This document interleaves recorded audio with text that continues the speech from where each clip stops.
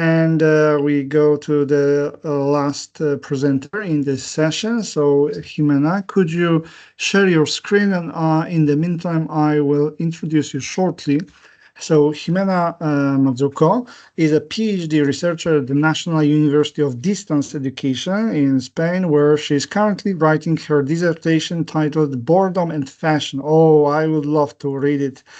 The new along Sisyphus path to nothingness. Wow, it's even better than the first part of the title. Her philosophical research explores the relationship between contemporary boredom, the recurrent need for novelty in fashion. Yeah, this is Lars Svensson, the philosophy of fashion, very nice thing as well, and the impossibility of prioritizing ecological balance devoured by conspicuous, whimsical, and exhibitionist consumption. And today she will be presenting about clothing in prison. So the floor is yours, please. Thank you, Marius. Well, before we dive into the core discussion, I would like to give you a brief overview of the structure of today's seminar and the key topics we will be covering. This is the abstract of our paper we write with Josefa Ros Velasco, and the induction of boredom by the penitentiary institution through clothing causes the prisoner or the people in prison to lose his identity reference. His capacity to model a future produces mood disorders, behavioral disorders, personality disorders, maximizes pathological state of identity, preventing what the law proposes, reinsertion and re-education of the people in prison for a satisfactory return to the society. So we find that a situation clothing dependent on chronic boredom. I explained this in a few moments. This is the overview of the explanation. And the question is, what will happen if you were punished by wearing the same clothes every day? Think about it, just a moment. Also think about the context, the stigma of these clothes, the object that you are now for the other that sees you like another near you. Think about how you are now part of a homogeneous mass of people. Think about the freedom lost, even the power to choose your own clothes. Think about the concept of individualism and the homogeneous tide you have become. Think about no longer having a defined identity because you can no longer express it with your body, through your body, by the clothes you no longer choose. Think of the hope taken away and the impossibility of imagining, even imagining a future in which you can harbor the restitution of a new self. What is the purpose of prison time? According to the law, it is considered a destitutive punishment, but are we providing the possibility of restitution by limiting to the extreme their freedom and treating people in prison like kindergarten children? Think about the spontaneity.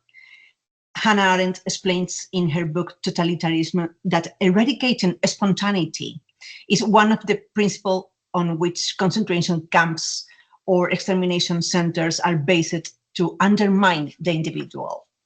Well, what does the law say about clothes? In Spain, people in prison has the right to wear his own clothes. You can see this law, 1979. And this law states that they can wear his own clothing appropriate to the circumstance. In the United States, you can see the Hyde Amendment that say it is not allowed cruel and unusual punishment. I cite this amendment because it is the one used by different defenders of people in prison's right when they claim that it is not possible to use humiliating uniform as is the case with those imposed by Joe Arpaio in Texas, and which I will show you later. So,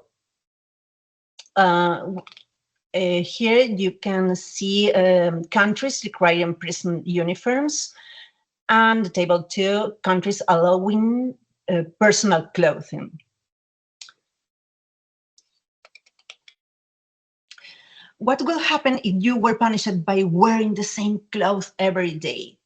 If we think about life outside of prison, we can argue that people often choose to wear the same clothes for economy of time. We have examples where people know where wearing the same clothes is for them a reduction of distraction. One less thing to think about every morning because they have constructed their own uniform.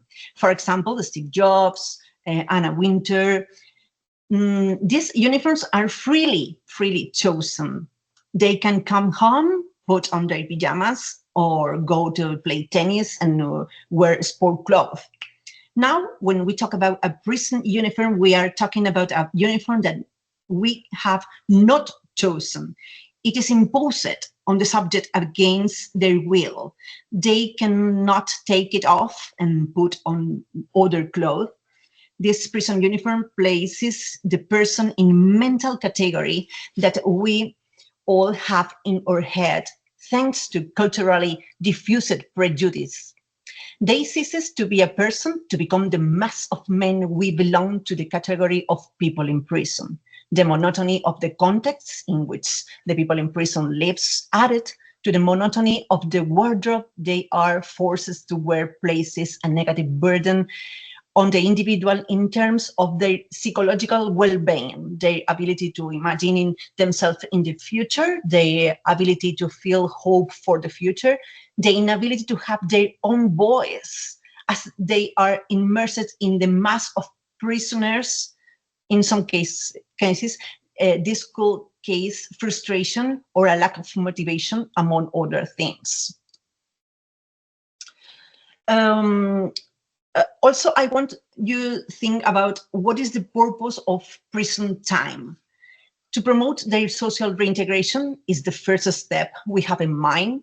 The time in prison must serve to help the detainees and prepare them for their release.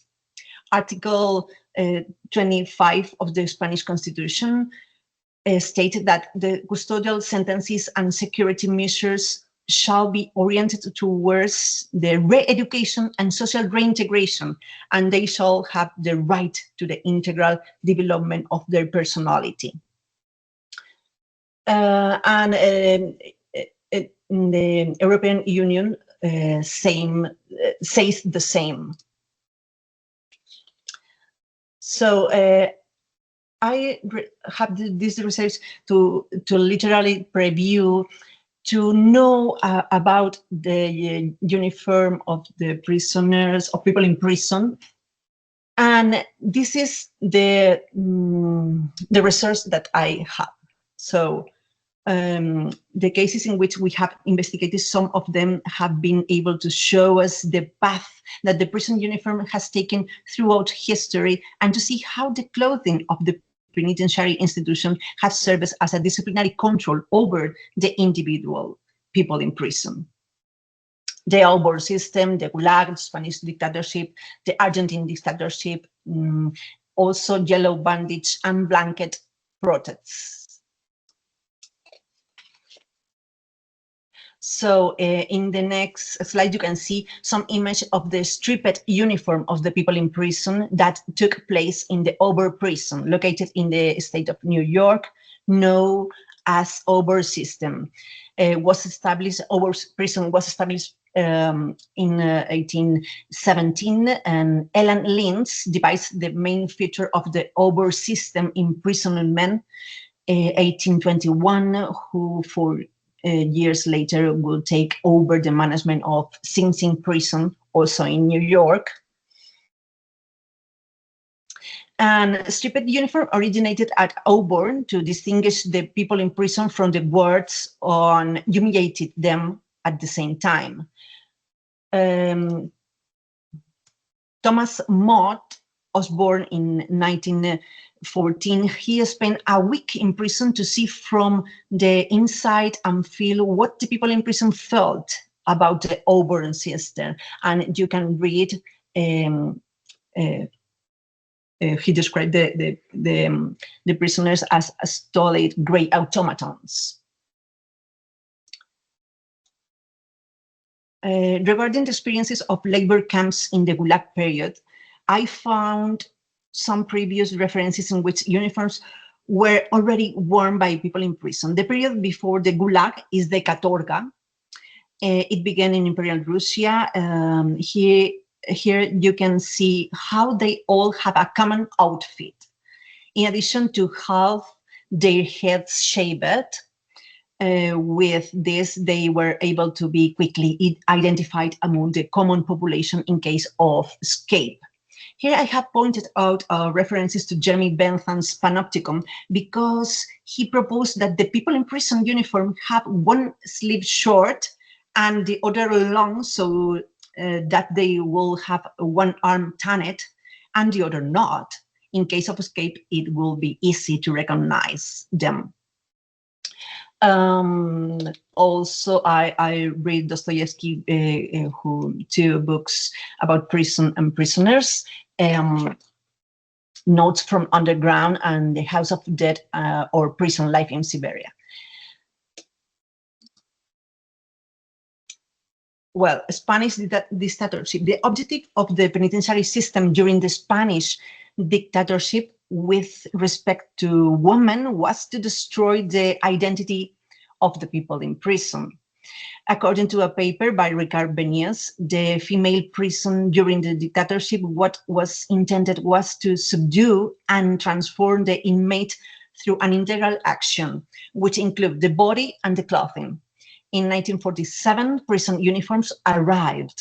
In the Book of Orders, clothing was regulated to eliminate any sign that could express the identity of political prisoners, cutting the hair so as not to appear sensual, of submitting to the Catholic religion were some of the obligations. However, an aesthetic of political prisoners emerged, and the white colors of the blouse above the lapels of the uniforms gave the sign of who was black and yellow was in force from 1924 and 1947, the year in which Roberto Pettinato claimed that it was humiliating for people in prison to wear it. Pettinato was the national director of penal institutes, and a position created for him during the government of Juan Domingo Perón, and Pettinato was also the creator of the National Penitentiary School. In moments of extreme adversity, human expresses a creative impulse that seems both a form of resistance and an affirmation of existence. In this context, the object made by political prisoners, especially those crafted from fragments of their own clothing, become material testimonies of their identity and will. From a philosophical perspective, this resonates with existentialist and phenomenological ideas. For instance, Sartre argued that the essence of human beings is not a given starting point, but a project boiled through action, through doing. Even in a context of repression and confinement, people in prison, Argentina's dictatorship choose to project themselves into the world by creating these small yet powerful objects.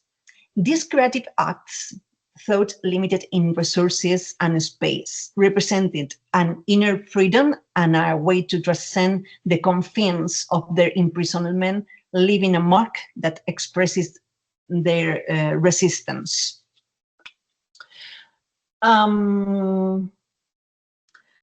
I want to share with you that in this research, I initially considered the uniform from concentration camps as a potential references. However, after studying it more deeply, I realized that survival was the primary focus in that setting, far beyond any concept of fashion or personal expression. Therefore, although this reference was initially contemplated, I ultimately decided to exclude it out of respect for the tragic context and the individuals who endure it. The blanket protests. The seeds of the hunger strike were sown in 1976 when Harold Wilson Labour governments revoked the specialty category status previously granted to IRA prisoners.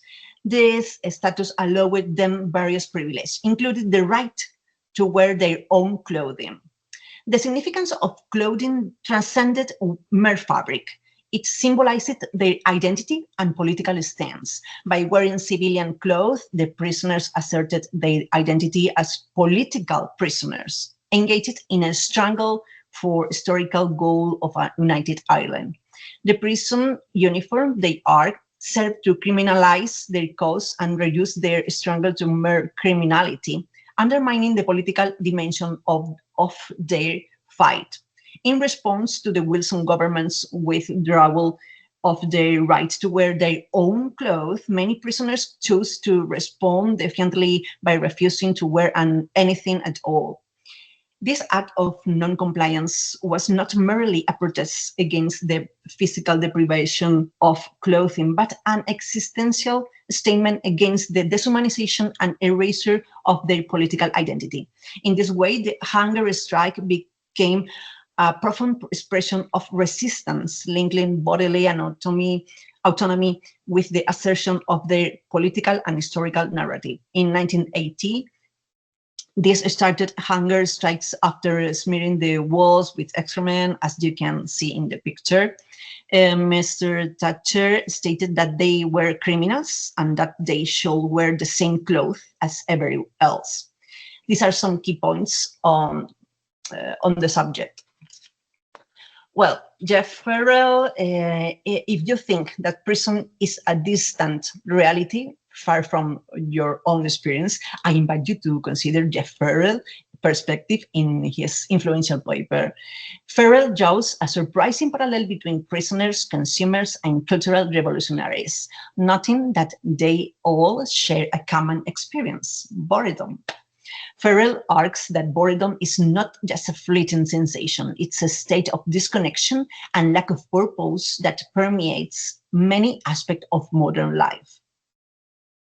Finally, this same feeling is what fuels cultural revolutionaries who seek to break away from the monotony of the established order. Here, boredom becomes a starting point for social critique and change. You can also read the paper by Josefa Ros Velasco, where she talks about boredom as a reactive and revolutionary emotion, the case of Chile. Wearing penitentiary clothes. Alison Leary's insights on uniform and their effects on personal identity offer a profound critique of how clothing operates as a language. To wear a uniform, she argues, is essentially to surrender our freedom of expression, specifically the language of dress. This act of donning uniform attire means that we relinquish control over our visual dialogue, instead becoming part of a homogeneous group to echo the same message. It is a thought we are speaking, a prayer writing the script, devoting of individual voice and flair. In the context of prison attire, this argument reaches an even deeper, more somber level. Prison clothing not only strip the prisoners of self-chosen identity markers, but it also takes away an essential human right, the ability to visually express oneself.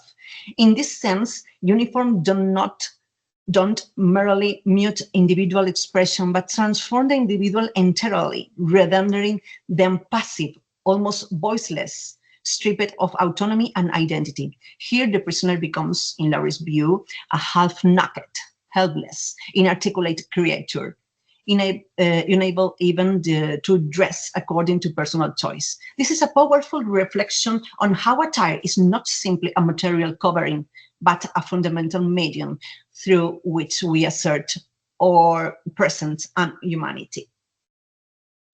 So through this lens, Leary's analysis prompts us to consider the ethical and social implication of clothing mandates, especially when they diminish the dignity and self-expression intrinsic to our identity. Well, the problem, this page touches on profound question about punishment, human rights, and identity, elements central to philosophical discussion on ethics, justice, and the self. Prison as a punishment can be interpreted through Michel Foucault ideas on disciplinary power. Foucault argued that modern punishment isn't just about physical suffering, but also about controlling behavior, stripping individuals of autonomy, and regulating them under a strict regime. Prison structure and rigid schedules, for example, serve as instruments of discipline aimed at conditioning behavior rather than rehabilitating or fostering autonomy. He saw prison as a mechanical mechanism, not just for holding bodies, but for reshaping minds, which might ultimately either obstruct genuine rehabilitation and reintegration. The imposition of a uniform represents an even deeper level of identity suppression. Being forced to wear identical clothing, minimize individuality, and emphasize the person's status is an offender over their humanity. This reinforces a psychological barrier between the prisoners and society, creating a sense of hopelessness, low self-worth, and inability to envision a future self beyond the prison walls. From a philosophical standpoint, such dehumanization could contravene human dignity, as described by Kant, who argued that all individuals possesses an intrinsic worth that commands respect and moral treatment, regardless of their action. Dignity and human rights are critical here, and you thought I was only going to talk to you about clothes. This is more serious than you thought, isn't it? So, theoretical framework. You said it has been the studies of boredom carried out by Josefa Ros Velasco, also anthropological studies of Kant, Foucault studies on disciplinary power, and Sartre concept of freedom. Well, your time is over, so let's please go to the conclusion part. Thank you. We think that boredom situates in dysfunctional answer, and you can see situation clothing dependent and chronic burden is the name that we put for this research. And this is the hypothesis. Being able to choose everyday clothing will empower the identity and personalization of the individual. Well, okay, so this is methodology of we have to do if we in the future. Could we read something of this? Okay. Do you plan to publish it soon? Yes. We don't publish yet, but we want to do it. So the conclusion is prioritize reintegration instead of structural oppression. And the induction of boredom by the penitentiary institution through the clothing causes the prisoner to lose his identity reference, his capacity to build a future, produces mood disorders, behavioral disorders, and preventing what the law proposed, reinsertion and re-education of the prisoner for a satisfactory return to society. So we need to do something about it, I think. Mark. That's just a small one. It was very thought-provoking with the uniform idea. See with is that sort of research applicable to a lesser extent to workplace uniforms or school uniforms, or is it that since they're not wearing that uniform for that long a period of time, it's not fully applicable? That's sort of my question. Is that transferable? That sort of research. I can answer the question. Oh, I think, yeah, because I'm the co-author of the research. So, yes, in fact, I was just thinking that we can study this also in nursing homes. We were talking about this yesterday, since in many of them, older adults are not allowed to choose their own clothes because the staff has no time to let them choosing. I think Baudrillard write about it, and he said that school uniforms are a metaphor for the prestige of parents who can afford the school. A private school where the monthly fees are expensive. This is a social prestige for parents.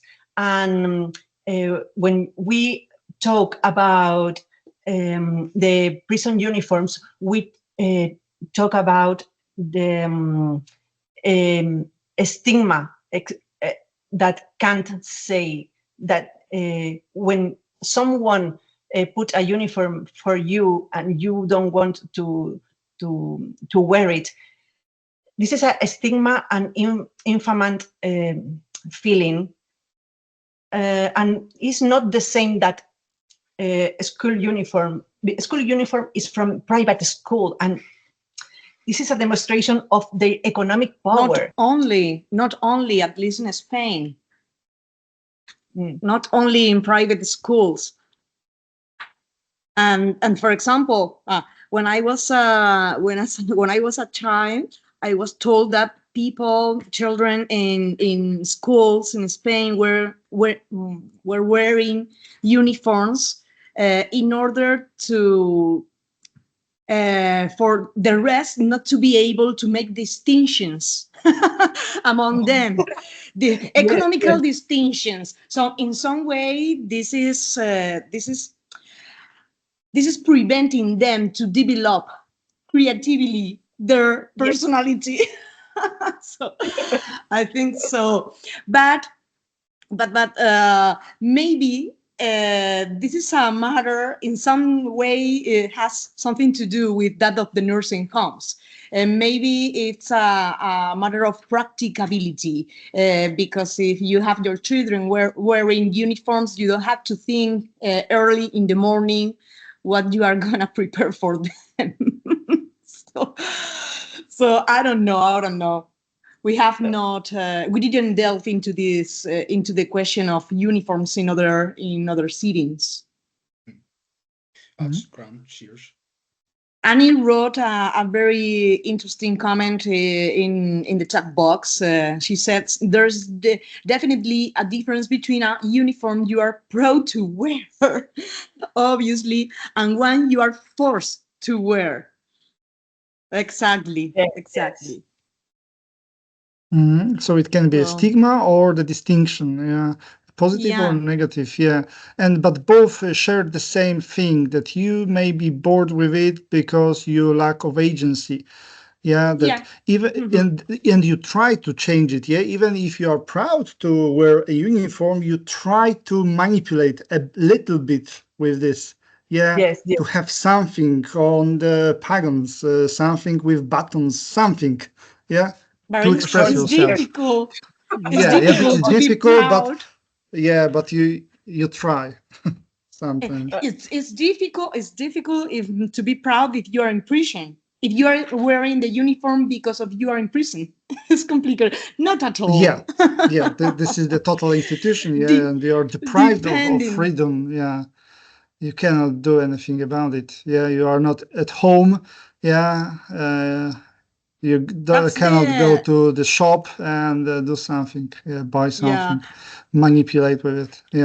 And I suppose in prison you have tattoos. Just maybe not just, but in this the same idea is here. To distinguish yourself. I have this kind of tattoo. You have different kind of tattoo. That's it. That's it. Because exactly. This is your body. This is against the rules, but still maybe sometimes it is possible to manipulate with your own body in that way. Okay, so I suppose this is it for the session. You can continue the discussion in the chat box.